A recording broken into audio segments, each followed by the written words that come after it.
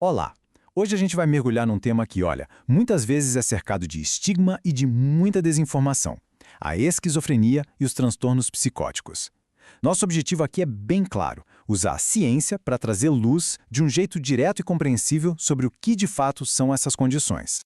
Para a gente começar, vamos à pergunta fundamental. O que é que oficialmente define um transtorno psicótico? Sabe, de onde vêm os critérios que os profissionais de saúde do mundo todo usam para poder chegar num diagnóstico? Então a resposta está basicamente nesses dois manuais aqui: o DSM, que é da Associação Americana de Psiquiatria, e o CID, da Organização Mundial da Saúde. E o ponto mais importante é que hoje eles trabalham em parceria, sabe? Oferecem uma visão bem alinhada sobre saúde mental. E isso é ótimo, porque cria uma base de conhecimento que é global e consistente. Ok, então vamos lá. Para a gente conseguir entender esquizofrenia, primeiro a gente precisa dar um passinho para trás e entender o que é o conceito maior de psicose. Psicose não é uma doença específica, viu? É, na verdade, um conjunto de sintomas que os especialistas organizam em 5 grandes áreas, ou, como eles chamam, domínios. E aqui estão eles, os 5 domínios. Primeiro, delírios. Depois, alucinações. O terceiro é o pensamento desorganizado, que a gente percebe principalmente na fala. O quarto, comportamento motor grosseiramente desorganizado ou anormal. E por último, os sintomas negativos. Agora a gente vai passar por cada um deles para entender direitinho.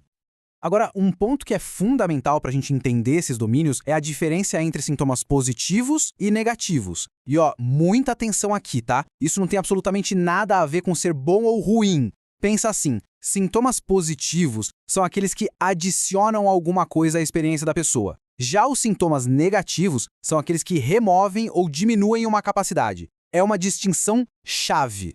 Começando pelo primeiro domínio, então, os delírios. A definição é bem precisa. São crenças fixas que não mudam de jeito nenhum, mesmo que apareçam provas e mais provas concretas mostrando o contrário. Para quem está vivenciando o delírio, a convicção é total. E os delírios podem ter vários temas, né? Os mais comuns são os persecutórios, que é aquela crença de que a pessoa está sendo perseguida ou sabotada. Tem os de grandeza, quando a pessoa acredita ter talentos ou poderes fora do comum. Os erotomaníacos, que é a falsa certeza de que alguém está apaixonado por ela. E também os somáticos, que são preocupações fixas com a saúde ou com o funcionamento de algum órgão. O segundo domínio são as alucinações. São basicamente experiências que parecem percepções reais, mas que acontecem sem nenhum estímulo de fora. Elas são muito vívidas, muito claras, e a pessoa não tem controle nenhum sobre elas. E embora possam acontecer com qualquer um dos 5 sentidos, as auditivas, como ouvir vozes, são as mais comuns na esquizofrenia. Em seguida, vem o pensamento desorganizado. E como não dá pra gente ver o pensamento de alguém, esse sintoma é percebido pela fala. Ele pode aparecer, por exemplo, quando a pessoa pula de um assunto para o outro sem nenhuma conexão, o que é chamado de descarrilamento. Ou quando ela dá respostas que não têm nada a ver com a pergunta, a chamada tangencialidade. O quarto domínio é o comportamento motor desorganizado. E isso pode variar bastante, viu? Desde uma bobeira, um jeito quase infantil, até uma agitação que ninguém consegue prever. Um exemplo extremo disso é o comportamento catatônico, que é uma diminuição drástica da reação da pessoa ao ambiente. Ela pode ficar imóvel, em posturas rígidas ou até parar de falar. E por fim, os sintomas negativos. Lembra? São aqueles que removem alguma coisa. E eles causam um prejuízo funcional bem grande. Os 2 principais são a expressão emocional diminuída, que é uma redução bem visível das emoções no rosto, na voz, e a avolição, que é uma queda muito forte na motivação para começar e manter as atividades do dia a dia. Muito bem. Agora que a gente já entendeu os 5 domínios que formam a psicose, vamos ver como é que eles se combinam para a gente chegar no diagnóstico específico da esquizofrenia. Porque veja bem, para fechar um diagnóstico de esquizofrenia, não é só ter os sintomas. Existem critérios bem rigorosos de tempo e de impacto. Os sinais do transtorno precisam durar pelo menos 6 meses, sendo que dentro desse período precisa ter no mínimo 1 mês de sintomas da fase ativa, como delírios ou alucinações. E um ponto crucial, tem que haver um prejuízo importante na vida social, no trabalho ou nos estudos. E o impacto desse transtorno é imenso e, infelizmente, às vezes trágico. Este número, de 5 a 6%, representa a porcentagem de pessoas com esquizofrenia que morrem por suicídio. É um dado que mostra a seriedade da condição e a necessidade urgente de apoio e de tratamento. Isso tudo nos leva a uma pergunta central, né?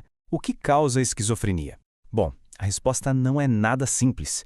Não existe uma causa única, mas sim uma interação super complexa de vulnerabilidades genéticas e também de fatores do ambiente. Aqui a gente tem um resumo dos fatores de risco.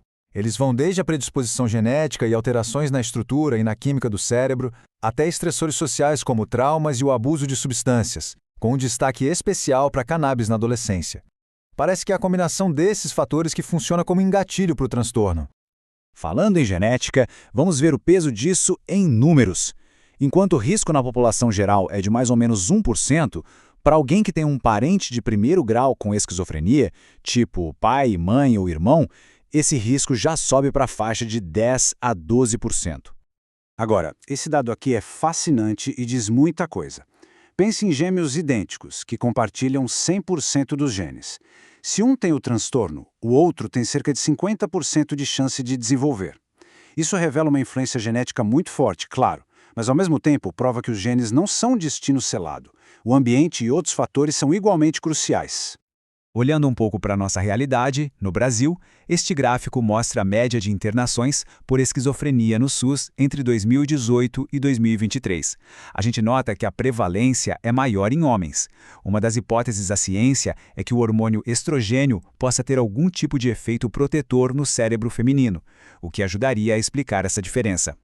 Apesar de toda essa complexidade, é muito importante saber que existem tratamentos eficazes e que existe um caminho a seguir. Vamos falar um pouco sobre as abordagens de tratamento e também conhecer rapidinho outros transtornos que fazem parte desse mesmo espectro.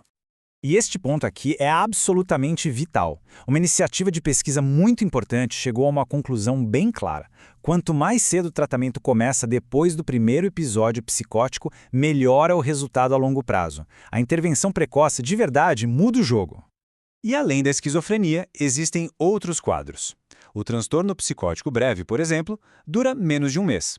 O esquizofreniforme tem sintomas parecidos, mas dura de 1 a 6 meses. No transtorno delirante, o foco são os delírios, mas sem aquele grande prejuízo funcional. E temos também o transtorno esquizoafetivo, que combina os sintomas de esquizofrenia com um episódio de humor, como depressão ou mania. E isso tudo nos traz a nossa reflexão final.